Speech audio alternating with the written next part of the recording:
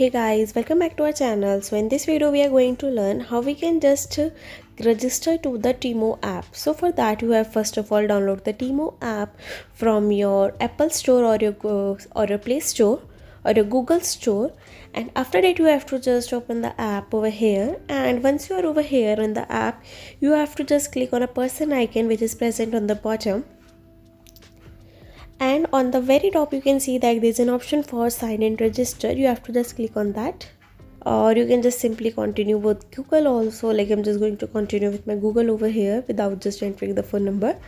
And once you click on continue with Google, you have to just select a preferable account,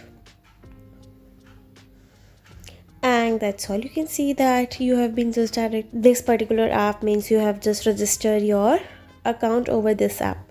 So that's all for this video. I hope this video was a great help to you.